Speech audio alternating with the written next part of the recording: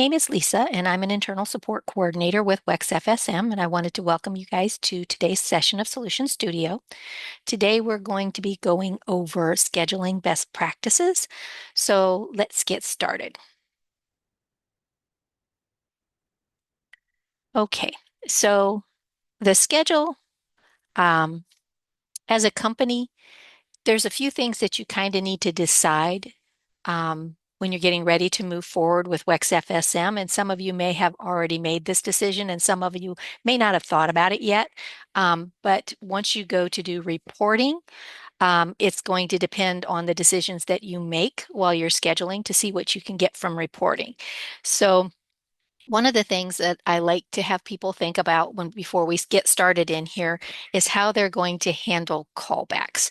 So if you have a technician who goes out and um, does a service or an install for your customer and something wasn't right, or maybe let's see if it's like AC that you just went out and changed the capacitor and it next day the capacitor blows again, it's really a blower motor. Um, how you're deciding to track those calls. Because if you have an appointment and it creates a job and they go out and do that service work and they invoice for it and they get paid for it and the job auto closes, you have to decide whether you're sending somebody back on that job so that you can do the repair and probably not charge your customer for that work because it wasn't completed correctly in the first place, or maybe just charge them for maybe the blower motor because you're not going to charge them labor. So, something that you as a business decide what you're going to do to make it right for your customer. So, when you go to schedule that second tech to go back out or the same tech to go back out, um, you need to decide whether you're going to schedule that appointment on the same job or if you are going to create a new job and have a job type of callback so that you can track your callbacks. For job costing, it's probably better if you schedule on the same job, and then that way you know exactly how much labor it took to do that repair or that install. And if you don't make money on the job, you'll see it right away. But if you are trying to track callbacks themselves, you may want to have a separate job. So I just wanted to bring that out so that you guys can decide how you want to do that as a company before you get started. Okay, so one of the things that we're going to go over is this service queue, and we're going to go to this shows all, and service requests are different from unassigned appointments. And if you're going to use the unassigned appointment feature, you're going to have someone monitor these. Okay, so when you create an appointment, you can either click new or click on the schedule. And let me go find my guy, Jack Dawson. I can go ahead and create a new job and give it a job name with the right job type. I can go back to an old job. Okay. But when I come in here, I can schedule now. I can click assign later. Okay, so if I know I'm going back on this date, I've promised my customer I'm going back on this date and this time, but I don't know who I'm going to send. It will show up in those unassigned appointments, and that's where you have to watch them because the customer at 8:35 will be calling you to find out why you're not there. So always make sure that if using the unassigned appointments, that someone is monitoring those. Okay, some people also don't know if they have a preferred tech. It'll show up here as well. So you can use a little eye to see what that is. And a service request means I'm going to schedule an appointment and I think it's going to take 2 hours. That's the only thing that you have to put on here, right? If you want to use appointment tags, you can use appointment tags as well. But the only thing that is required is the amount of time that it's going to take to do this repair.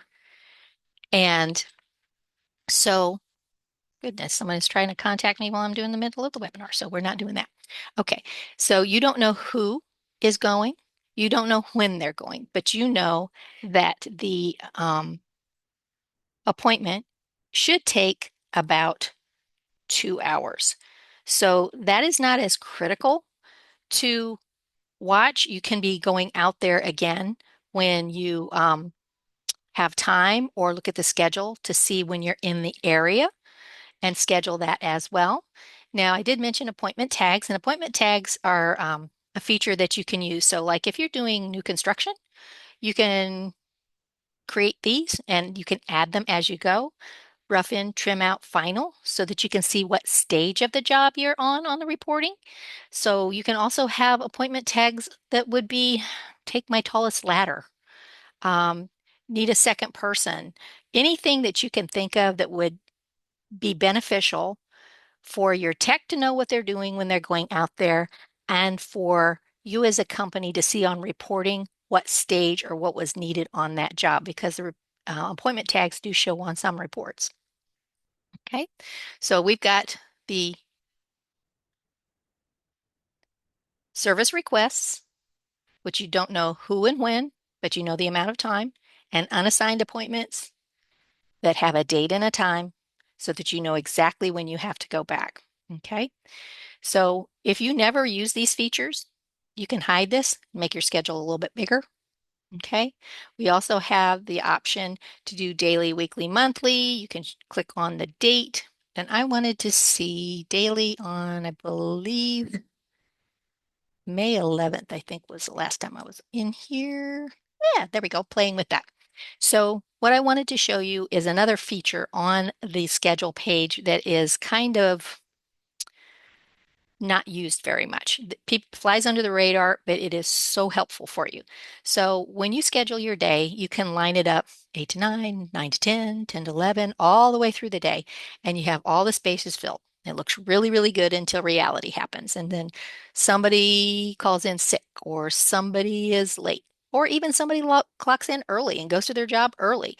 It changes what this is, but on the scheduled time, you don't see the difference. Okay.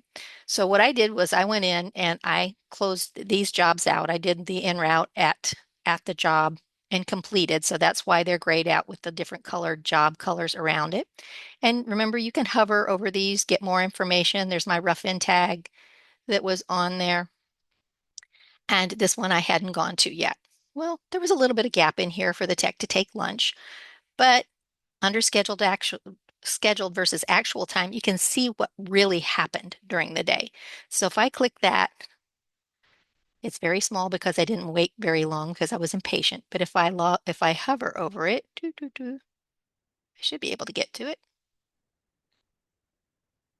It's trying to enlarge it.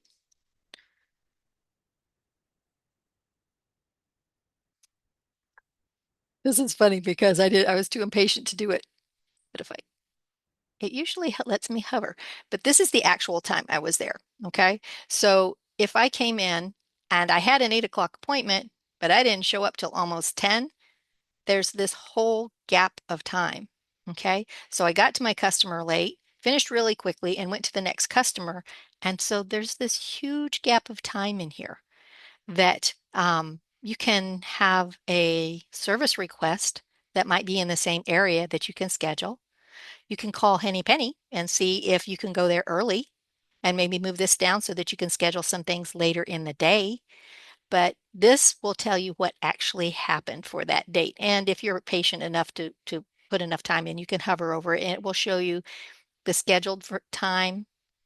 Okay. And then below it, it will show the actual time. And it was like 3 minutes, I think, on that last one that I was on. So you can see that in here as well and know how to plan your day. I used to manage an AC company, and one of the things that I couldn't do was I couldn't make a lot of money, but I could save a lot of money. And if you have a good dispatcher, they're worth their weight in gold. And they can take a look at these and say, okay, now I know this, instead of somebody just kind of hanging out at the shop or the handy way, I can go in and I can schedule more appointments in your day to help you make more money. Okay. So that's one of the great things that you can use this feature for as well. So we've done scheduled versus actual, and you can drag and drop these over anytime you want. Just for information, if you schedule this and you put it over here and then you decide you're going back instead of creating another appointment, on the job, you drag it back over here. That first appointment time is on there already. And if you come over here and schedule a new one or go to the job and schedule a new one, this one's hanging out here as well. And so you'll have two, and one appointment's not completed. And you'll think, oh, I'll just go in and delete this. But you can't delete it because it has time on it. Okay. So make sure that if you're going out to a job is kind of like a file folder. So you would take the call, you'd create your appointment, that opens a job, and you need to do everything in that job until the service is done, the install is done, everything that you need to do on that job is done. Then you can close it, walk away, and the next time the customer calls, they would start a new job, unless it's a callback. And then you can decide what to do from that. But people always seem to forget the ones that are over here and then go to the job and leave them hanging out here. And really, once you start getting going, out of sight is out of mind. You can have tons of them in here and not even really realize. But there are some filters that so that you can go in and sort by oldest to newest, by job type, appointment date for any unassigned appointments. If you're using coverage zones, you can do that, or if you can remember the customer's name so that you can go in there and take a look at these and make sure this stays clean. Because if it gets down out of sight, out of mind, you're going to miss somebody, or your um, jobs aren't going to auto close because you've forgotten that this was over here and you created a new appointment. Jobs won't auto close if there's any appointments that are open. So the auto close feature is if you have an appointment that is completed, an invoice, and a payment, it will auto close that job. If that's not how the job goes, you will need to manually close those jobs. But I just wanted to let you know that that's what our auto close feature works with. Up here, we've got the calendar, the list view. Some people like to print out the list view, just kind of have it, or go to the appointments report and print that out. We've got the map view, and there'll be pins in here for the appointments, and there will be pins in there for the unassigned appointments. So you can take a look. One's pink, one's blue. So when you go into your map, you'll see the differences, and you'll be able to see where your tech, this one is way over near Chattanooga. So he's way out of the area and wouldn't be able to get to any of those calls. But you can see where your users are and say, wait, I have a service request that is right next door. So let's see if I can call them and get that scheduled while he's out there to save gas, because we know how much gas costs right now. And that's one of the bigger expenses. So we've also got vehicle tracking icon here, and that would be if you signed up for Azuga with us and you click on that, it will take you to the login to Azuga, and you can go ahead and set up your hard braking, your speed, everything to track your vehicles there. Okay. The legend just basically tells you what all of these are, and you can review that on your own. And let's see. The last time I did this, someone said, "What is this?" And this little pencil tells you the closest text and gives you a little bit more information. It'll tell you the minimum tech level that you've chosen, the expected duration, okay? And it will tell you what score your techs have and being closest to skill level match. So I had forgotten that was even there, and someone brought it up the last time, and I wanted to make sure that everybody saw that and know that we have that. The other thing that I wanted everybody to know is, let's say when your techs download the app, they have the option to say yes or no for tracking. And our system will track the phone, not the vehicle. Okay, that's a totally different thing. And part of your subscription is being able to track the user with their phone. If they say yes, you can click here. And it will show my planned route for the day. I'm going to Orlando today. And once I start clocking in and out of my jobs, it will do the red dots for the actual route I took. So maybe if 95 wasn't a good move for me, I might have taken the back roads instead to get down to Orlando to do my appointment. This is my test account, so there's a lot of odd things in here, and other people come in to play in this account as well. So sometimes you see some strange things in here, but you can always zoom in or out on the map to make sure that you're getting in your area. Okay. Let's see what else. We've got that. We've got vertical. We've got horizontal. I haven't synced in a bunch of days, so let's close this out. Dispatch groups. So if you add a user in our system and you don't assign them to a dispatch group, they're not going to show up on your schedule. So if I go to user management user,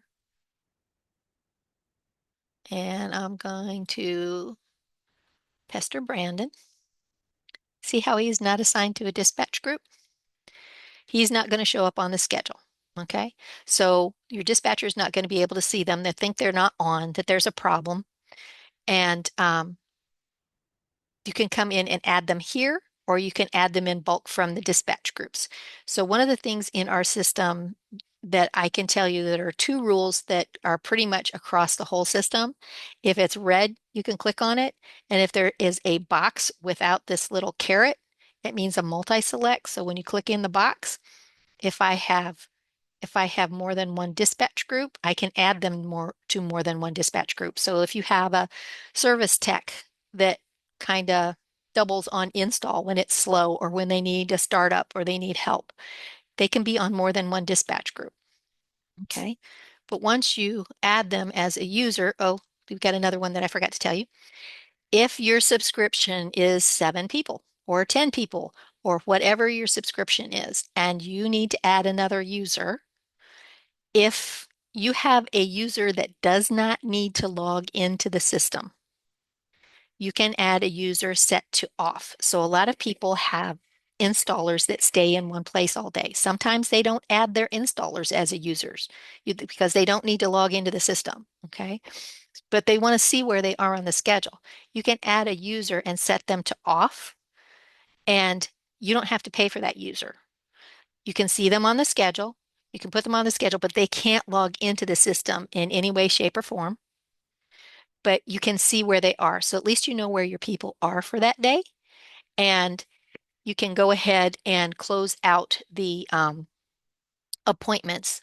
You may have maybe the lead installer be only a user and the helper not be a user. Okay. And when the lead installer clocks out of the appointment, then you can go ahead and close out the helper as well. But I just wanted to bring that to your attention. When you start adding a new user, it'll update your subscription. And the way you'll know the difference between one that is live and is not live, you're going to have to sign to add a new user. Anytime that you add a user that's going to change your subscription. When you come in and you start it, you just set it to off and then put in their information up here. They're not going to really have any permissions, especially with a field user, because a field user cannot log in online. So they're not going to be able to see all the report tabs, all this other stuff, and get copies of anything. You're just going to be able to see where that warm body is for the day on the schedule. Okay. If you forget to add them to a dispatch group, you can do it bulk here. In dispatch groups, all you do is click on the 3 dots, edit group, and go in and click any boxes for anybody that you want to show on that dispatch group. So don't worry if you forget when you add them. You can always come in here and do it in bulk.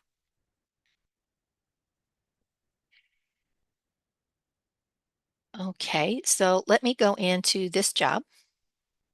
And there's shortcuts everywhere. Remember I said anything in red you can click on. And if you didn't know, on the appointment, you can see the past call notes. You can see if there's a balance. You can see this guy owes me 22,000 and change. If he has a maintenance plan, what his equipment is. So once again, that dispatcher, worth their weight in gold because they can come in here and look at equipment and see the equipment, whether it's active. And a lot of times by the serial number, if they run like the Linux one, you could tell how old they are, right? And so you could say, may need to send not just my tech that is my service tech, but I may want to send a senior tech or a tech who can give estimates to go out on this job because they may need a new unit. Okay. And you may be the first one there. This is a shortcut to the job. This is a shortcut to the customer. I always call it the people icon. And you can go there to go to that. Let's see. So if I want to go to the job, when they clock into the job and on the job, you're going to see how the appointment was scheduled. It was scheduled for 8 to 10. I was actually there for 3 whole minutes. And if for some reason they forget to clock out, you're going to see 11:59 here because that's when the system clocks you out of the system at night. And you can always come in here and edit this on the fly. I don't believe you can edit it while they're at the job, but once they are out, if you need to edit it and move on, then you can come in here and you can add a new time entry or edit any of these. Now that we're looking at this, there is an en route time. And a lot of times companies don't care how long it takes their tech to get there. They just want to see at the job for job costing and for reporting how long it took them to do the repair. Okay, so there's a setting that we can go ahead and set up, and I will show you this in the preferences. But I just wanted to let you know that depending on what that setting is, it's going to figure the job time here. If they forget to clock out, you can click on here, you can hit add job, complete, update. For that user that doesn't log in, you can, when they call you and let you know that they're there, you can mark them at job, and when they leave, you can mark it complete so that that's way okay for your reporting. If the customer, if you have texting set up for the confirmation, the customer, when you send them that appointment notification, if your notifications are set correctly to where it has the confirmation prompt on it and they reply yes, this is going to show that the appointment is confirmed. And let me go back to, it will show here as confirmed and it will show on the schedule with a check mark. So let's say you set the appointment and you have your people call instead of using the text feature. They can mark this as confirmed as well so that everybody knows that they've already talked to this customer and this check mark is here and that means your appointment is confirmed. Okay. They told you recently or texted you back that it is confirmed. And let me show you really quickly settings, call-in notifications, text notifications. Let's see. It's on the appointment reminder because if you're making the appointment right then for today, you're confirming it. But when you're sending it in the future, so let's say you schedule the appointment a week out, okay, you can do the appointment reminder. And on the, I didn't show you on that. Let me show you really quickly on the appointment. 1 week prior, 1 day prior. Okay, so when they're scheduled, they're going to get a confirmation email right then or a text, whatever you put down here. But for 1 week prior and 1 day prior, you can go into those call-in notifications and anywhere you put your cursor in here and click on this, it's going to bring this in. So if you wanted hi customer first name and then put your cursor in there and then hit customer last name, it's going to bring that in. You can take a look at how it's set up there. But when you put in that confirmation reply prompt, it's going to prompt them to say yes or no that they are going to be available for that appointment. And that is how that gets to be confirmed and that check mark gets on that appointment. So there's lots of different moving pieces in the system that if you're not familiar with them, you may miss some of these. And having the customer confirm the appointments keeps your office person from having to call out all of the time and for your tech to know, okay, this appointment has been confirmed. So settings, jobs, job preferences, that's where we talked about the en route time. So there's certain settings in job preferences. I'd never change the job number because this was set up when you started. And if you go back in time and set it to 0 or 1, you're going to have duplicate job numbers. So it's best just not to mess with this at all. There's things like job P&L by accrual, whether you're cash or accrual. We go over that in job costing. And there's certain things that you can show in like a global setting on job forms so that you don't have to choose them every time in here.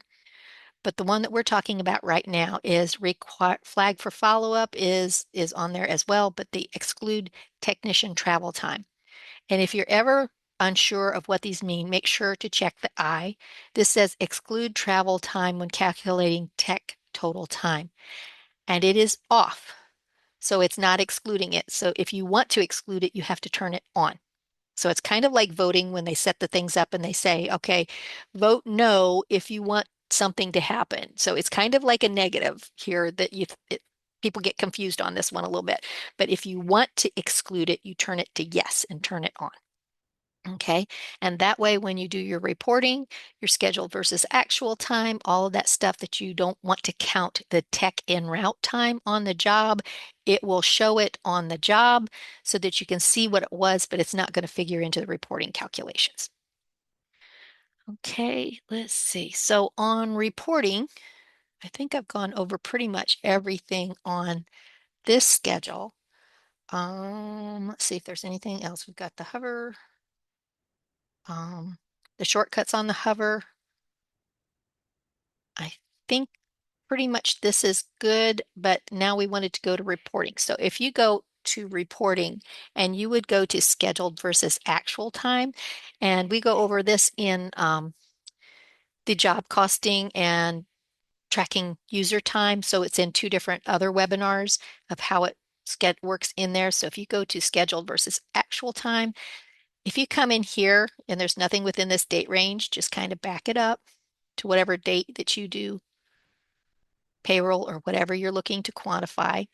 And it's going to show that during that week of 5/11, I had 5 hours of appointment time. I didn't have any events. So that's the other thing you can do on the, if you have your user set to turn it on, you can create events. If you don't, this isn't going to show here. And I can go in and choose an event name, which could be time off. It could be a company meeting, and it'll block this time off on the schedule to make sure that this person or persons are available for this event. Okay, we used to have every Wednesday morning when they turned in their payroll, we had a 7 o'clock company meeting so that everybody came to the shop, made sure that we had all their payroll time. We did a quick meeting and they went out, but we blocked off half an hour for that every Wednesday morning. You can choose the area. You can set it up for weekly. You've got advanced settings that you can go in there. It's put in every Monday, every Wednesday, and then you can go a start and an end date for that if it's going to go into the future, and the time and the duration, any description you want to show up on there. So on the scheduled versus actual time report, if you have any of those events, you can put that in here. Could be sick time, vacation. There was an option for other that was on there. So it's going to show you the unaccounted for time that I had for that date, my plan time, and that's on the user. So if you go into the user, it will show work hours and you can put that on there. This is my en route time for all of my jobs during that time period.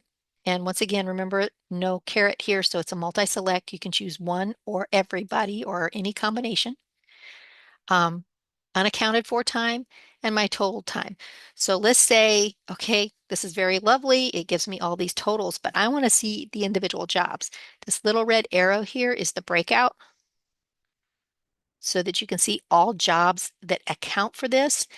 And the problem with this is if the tech is scheduled for appointment and they do not click en route at job and complete the appointment, they're not going to show here.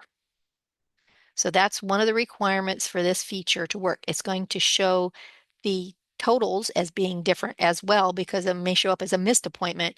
But when they clock in and out of that appointment, it's going to give you 5 hours scheduled, total time, total travel time, hours worked during this date range. And you have all the shortcuts to go to any of these jobs in case you need them. The appointment tags show here as well, so you can see what they were there for. So if this was an install, you can see that it was the rough-in stage. So it gives quite a bit of more information, but it really flies under the radar that these little arrows are here. And if you don't know, you don't know. So You can also download either one to Excel or PDF if you need to take this with you and go, or put it, enter it someplace else that you're keeping track in another spreadsheet or something like that. You have access to that information. So let's see. We've also got there's another report, maintenance plan appointment scheduling. So maintenance plans are a little bit different. We have a whole webinar on maintenance plans. Mark does a beginner one. I do a little bit more advanced one. So if you haven't seen the beginner one and you just started, you may want to start with that one first and then work up to this one. But the maintenance plan appointment scheduling report is a great report because it allows you to send notifications to your customer that it's time to schedule their appointment. So that means that one person in the office does not have to go from a spreadsheet and call every single person in the spring to get their maintenance plan scheduled. That service window schedule. You can come in here and you can sort by any current, future. So maybe if I just wanted to go in and see if I had an expired plan that I missed somebody. Okay. So these are all my expired plans. These are unscheduled. So I missed them. And one of the main reasons for having a maintenance plan is to tie that customer to you, right? And some companies decide that I've reached out to them 10 times. They're going to forfeit their service window. And that's okay. But when they call in and they say, I'm ready to schedule my fall service window, my fall checkup, and you go, well, we tried to reach out to you 10, 12 times, and so we canceled it. They're going to get upset and they're going to go to somebody else. So as a company, some people do it and they're very upfront. They tell their customers, we're going to make every attempt to schedule this. But if we cannot schedule it within that service window time between that September and December window, that they're going to forfeit it. So maybe I just don't do that. Maybe I decide that I'm going to try to schedule as many of these as I can, these old ones, to try to bring them back to the fold so that when they need a new system, they're going to call me first. I can come in and click select all notifications. It clicks everybody on that page. If there's anybody that I know for some reason I don't want to send, I can uncheck them. Okay. The other thing that you want to notice here, if it's NA, this was missed, and if it is complete, so if you went in and changed your appointment statuses to just unscheduled, you would see only the ones that you didn't schedule. If it's complete, it's going to show NA as well. And if it doesn't have a notification method, so see how these all have ones? If I click on there, it will say Foghorn Leghorn text, and there's a phone number there. Okay. So if you forget to set up that tab, and I'm going to go to Foghorn Leghorn, and when you sell a maintenance plan,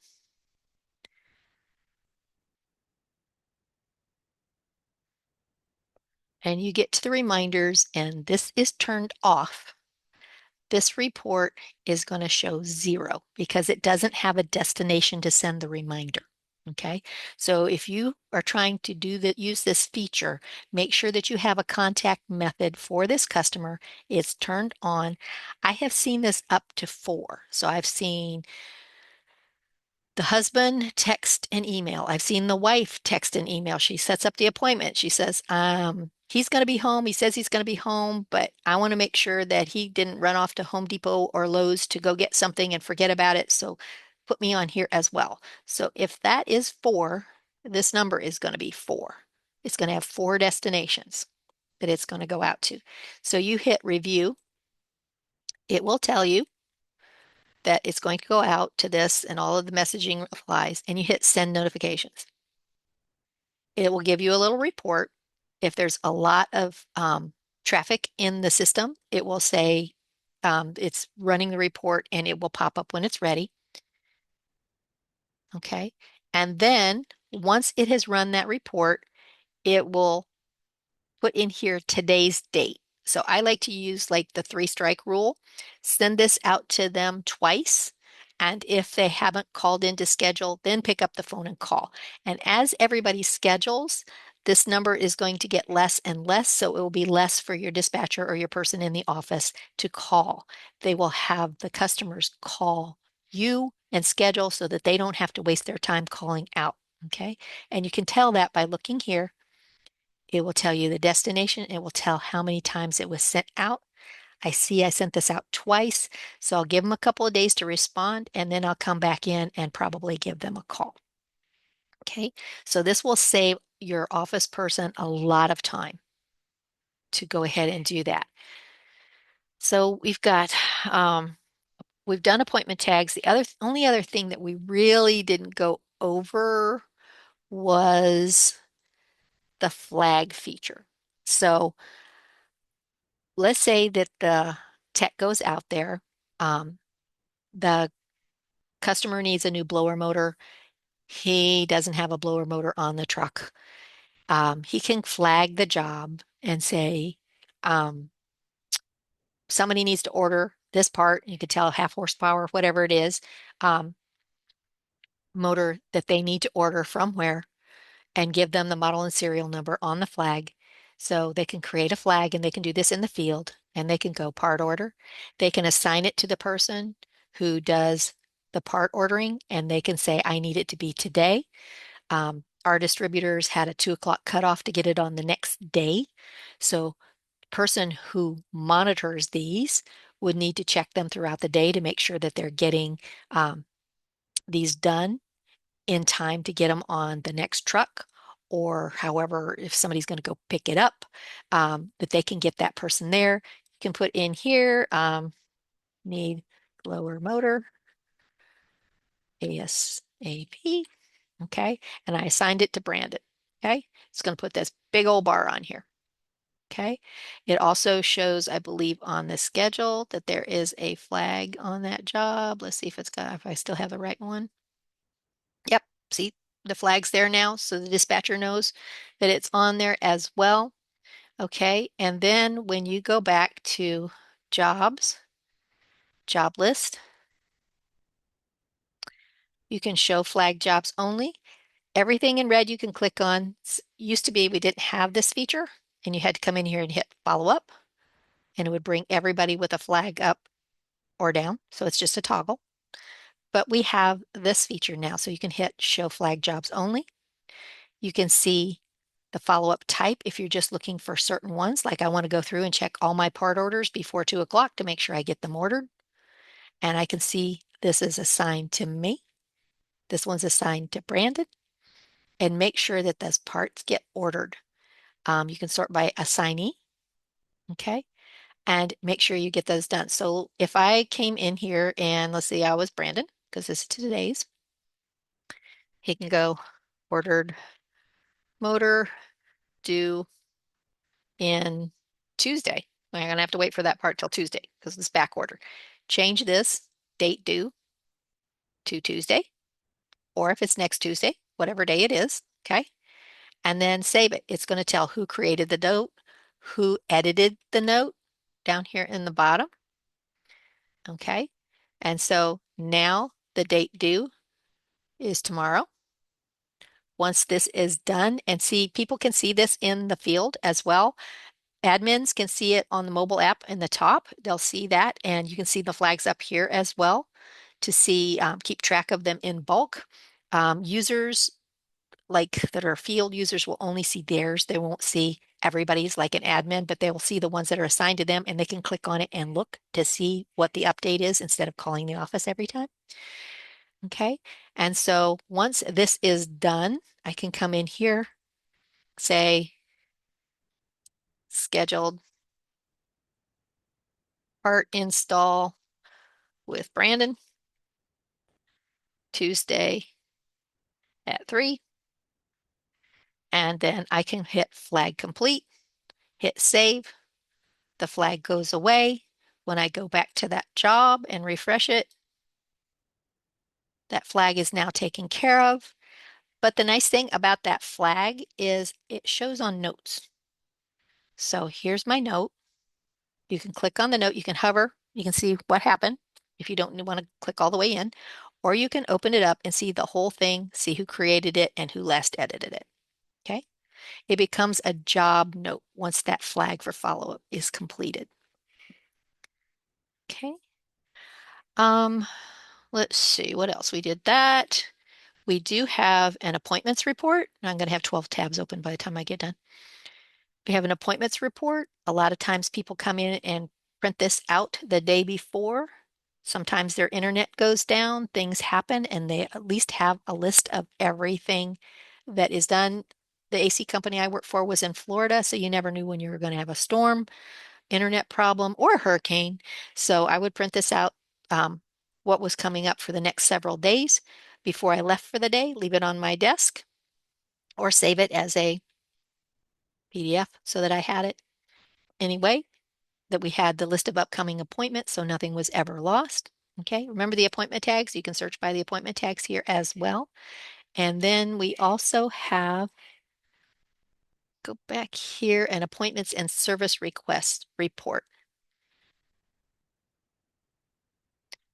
Now this one is a little bit different. It was created in Twilio and I'm in the test account. So sometimes people go in and if you put strange emojis in the notes, sometimes it will lock a system up. So sometimes they come in and try to test something. I had a gentleman when I was working in care that put on the customer's invoice that he got the ants out of the condenser. Instead of typing ants, he put an ant emoji and it locked up the appointment and it locked up everything on that job. And so we had to do a support request to get that ant emoji off there. So just be aware that sometimes certain emojis, certain characters, the computer thinks you're trying to give it direction and it doesn't like it. So plain text is always good. So this is done in Tableau. So you can come in here and you can go by appointment date or creation date. Our system, when you create an appointment that creates a job, that's what anchors things in our system. So a lot of different reports will go by the date that the appointment is created. And that works pretty good for most things. The one problem that I see with it is when you create a maintenance plan and you sell it and it has two service windows, you're selling it today.